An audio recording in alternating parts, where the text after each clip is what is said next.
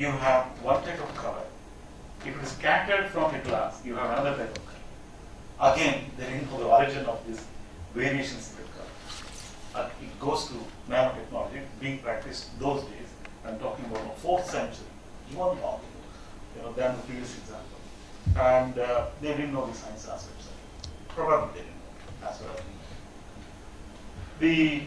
The modern version of nanoscience came about from the work of Michael Fry. We're talking about now 1.5 century ago. And this brilliant man, genius, did in fact breakthroughs in several fields like electromagnetism, electrochemistry, many fields, including nanoscience. And as recorded, this was the last piece of contribution, this is the last piece of research work he did before he died. In 1957 he did, and soon after, a few years, he died. And he was only working with gold ions. Well, remember, we didn't know those days atomic structure, electron was not discovered, right? We're talking about Dalton's model of atom and solutions and whatever understanding people could have those days. And Michael Faraday was working with what we today understand as auric solution, aqueous solution. And he was trying to make it react with phosphorus. And he came up across the solution which is shown here. This is red grapes, juice of red grapes, that kind of color.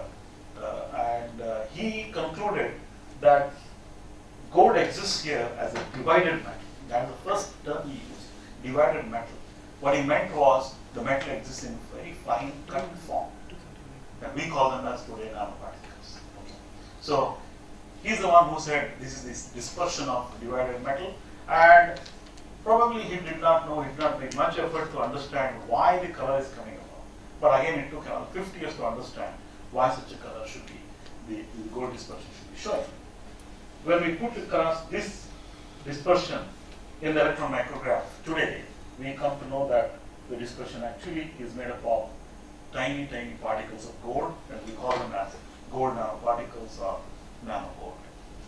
So this is the background, and a visionary like Richard Feynman actually changed the gears, right? In his talk at the American Physical Society at Caltech, way back in 1959, 100 years after Michael Faraday, right? After all the advent of modern atomic structure, right? The lattice concept, the Schrodinger equation, quantum mechanics, right? Everything extended to lattice. People started understanding what's going on in this condensed matter. And many interesting properties could be already made use of in terms of technology. With all that given background, visionary Richard Feynman saw there is a new era which is going to come. He predicted way back in early 1960s and 59 actually. So what he said is here that, and what he says is, I'm not talking about miniaturization. This is a very interesting part. Conventionally people would learn, if you make some kind of device, you can always go on realizing much finer and finer devices. He said, no, I'm not talking about that. I'm talking about a paradigm shift in the way we practice technology. And that has got to do with nanoscale. You can go through the summary of this, it's all over the literature. And he's the one who actually gave a very modern version of the possibilities in nanotechnology. And actually nano has been around in nature. You can see butterflies, the kind of colors we get to see them. They are not really pigments, they are mostly structural colors. They are grating structures, and the grating itself is done at the nanoscale. Variation in the dielectric medium itself, it is done through the bioprocesses, and butterfly wings are exhibiting brilliant colors here because of the nanostructures which are prevalent. And the other famous example is the lotus leaf, wherein water wettability is extremely limited, right? We have very high contact angles. Water tends to look like pearl on lotus, again because of the combination of physics and chemistry of the nanotechnology, what the lotus leaf employs. Very interesting aspects of it. So all this has been around in nature. It is only that in the last decade or two, we have been able to understand these processes much better once we start wearing the nanoscience hat. Again, another term, when Eric Drexler wrote this book called Engines of Creation, 1986 it got published, that gave the boost required for nanotechnology. He started talking about molecular robots, who will self-synthesize themselves given the right environment and whatnot. So this nano term actually people attributed to Eric Drexler through his book when he started using the term nano. In a sense, actually, nano is trying to unify all of them. You can see now you're all coming from different backgrounds. I'm also from a different background. We're all sitting here together because nano is unified, right? We are now borrowing concepts from physics, chemistry, biology, engineering. I was just talking to colleague Dr. Ravindra, who is a mechanical engineer, right? The other resource person who is coming is also a mechanical engineer. There are chemists out there, physicists here, right? So nano is truly unifying because we want concept from each of these fields and see what happens if you apply the nano principles to the already known concepts and practices. And that's why nano is considered to be quite unified, and it's a very broad umbrella as it talks today. We will go to the concepts and definitions now. We'll talk about nanoscale, what does it mean, then materials and processes. Nanoscale. You follow this terminology, these units you are very well aware of, right? But it is very difficult to imagine what a nanoscale means, right? And what is the tiniest object we can see with naked eye? Perhaps 100 micron, maybe 50, 20 at best, right? Great struggle in bright light, very good eyes. Maybe you'll be able to make out 10, 12 micron differentiation. Great. But now, if you take 1 micron and divide it into 1,000 parts, we are talking about a nanometer, right? But don't forget, angstrom is much lower unit. An atom would be of the order of an angstrom. So if you put 10 atoms in a row, you're going to get a string which is 1 nanometer, right? And 1,000 of such units will make it into 1 micrometer, and then 1 million of those micrometers will make it 1 centimeter. What is that? 1 micron, 1,000 will make it 1 millimeter. Yeah, that's how the scale goes. Right? So formally it is 10 to the power minus 9 meter. That's a nanometer.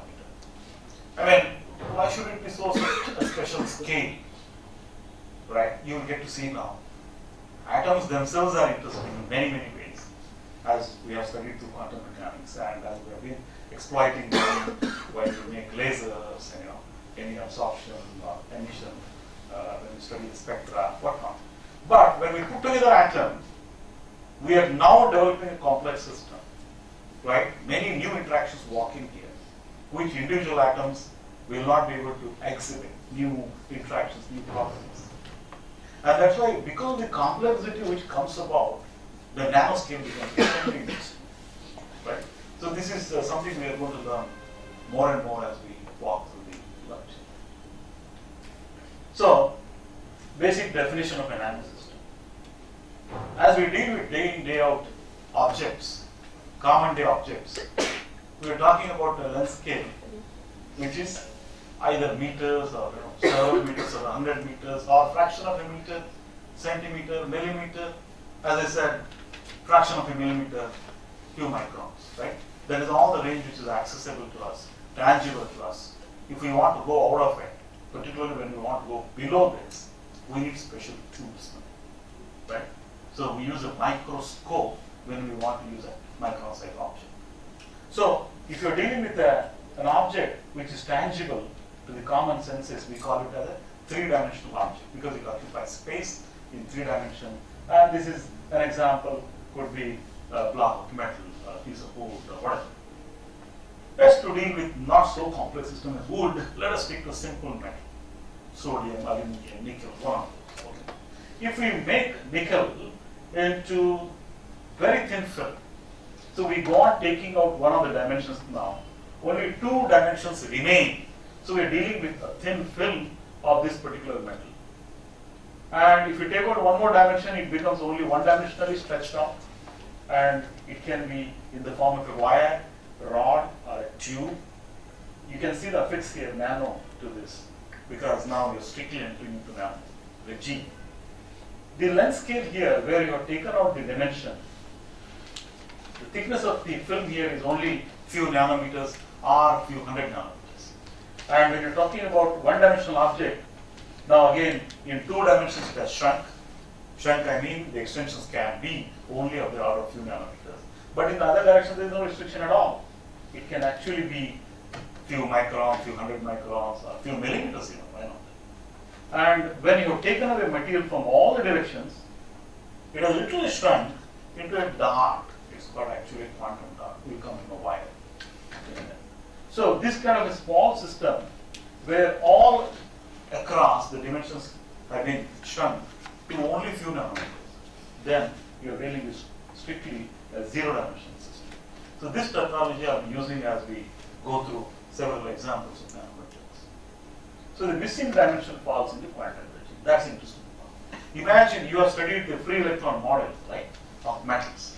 And now, in the case of a 3D object, you have electrons going all around, right? They have the freedom, and that's why the 3-dimensional material in the film, they are restricted to move only in the 2-dimensional space, right? And that's why it is called 2D. And as you come across now 1D, they are able to move only in one direction, and in 0D, they are entirely confined to the tiny volume, right? It's not really 0. 0 because in the classical way it is 0. But quantum mechanically, it has finite dimension, but it's strictly governed by quantum rules. So that's why it is called quantum dot. And if so, it could have been a chapter in solid-state physics, right? The entire topic of nanoscience could have been simply another chapter. You have studied the band formation, whatnot, right? Another section or another chapter in solid-state physics, studying matter at such small lengths. Why nanoscience had to grow as such a diverse and expanded science, particularly in the recent years, is because of the second aspect. I told you about complexity. When you have matter at such small length scale, it behaves very differently compared to matter at the longer length scales. So when you have these films or rods, tubes, clusters, particles, even molecules belong to the 0D materials. When you have such small entities, the properties become size dependent. What I mean to say, if you take a particle which is 1 nanometer, the property is different from particle of the same material, same structure, made of 2 nanometers. Okay. The properties become extremely sensitive. In fact, they become more and more sensitive. See, if I take a piece of copper wire, which I am holding in hand, imagine, I measure its resistance. It is some X ohm, right? You can say when I cut it into half, its properties, the resistance is becoming half. Here also property is varying, right? As the size is varying, the property is varying. So what? What is the big deal about the nano dimensionality? There the properties vary astronomical. You understand? Here is only linear variation. When I am cutting the wire length, the property variation is only linear. But when I am varying from 5 nanometer to 2 nanometer to 1 nanometer, you are talking about a property which literally goes through astronomical several order variations. That's a big difference. And that is why nanofield, it gives a very fine control on properties, material properties, and that is why nanoscience has become so interesting, and it has immediate deep implications in technology because of that. And more examples will reveal you what I'm saying. And what properties we're talking about? I just spoke about electrical properties and the resistance, right? In fact, I have not known a single material property which remains intact as you vary the material size, particularly in the nanoscale. So if you bring down the dimensionality of the material to a few nanometers, every property will go under change, some change of that. I have listed a lot of properties here like electrical, magnetic, optical, reactivity, mechanical, thermal, piezo. These are slightly hybrid properties. Catalytic, and a lot of surface related properties, superconductivity, many. In fact, there are a couple of them which are missing here, obviously. So all these properties undergo changes when you restrict the material to the nano dimensionality, like a film, like a rod, like quantum dot, whatnot. And it is very interesting. Not all the properties undergo changes to a similar extent at the same length scale. No. If you take magnetism, for example, if you're talking about a particle of, you take a magnetic particle, ferromagnetic particle like cobalt or nickel. you're dealing with, say, a particle of 1 micron diameter. Now, it has some ferromagnetism associated with that 1 micron particle. If you bring it down to 500 nanometer, 200 nanometer, you are seeing that the electrical property, whatever, other properties would remain more or less the same. It is the magnetic property which gets affected first. The ferromagnetism in that particular particle changes and it starts exhibiting what is called as supermagnetism, superparamagnetism, right? Still, if it is still electrically conducting, it will be more like a metallic system. The metallic property will be hit badly when you bring it down to, say, 10 nanometer or below, particularly if it becomes 3 nanometer, 2 nanometer, then you will see the metallicity of the particle becoming non-metallic, right? Similarly, reactivity, thermal, everything undergoes in its own size range, but all of them do undergo changes. You got it? They're all staggered in terms of the length scale, length window in which the changes take place, but all of them undergo changes. Please remember, every property undergoes changes, and that's what makes the physics and chemistry associated with this field extremely interesting. We talk about materials. There are more aspects related to nanoscale. Processes. Okay. See, if you are looking at diffusion of ions,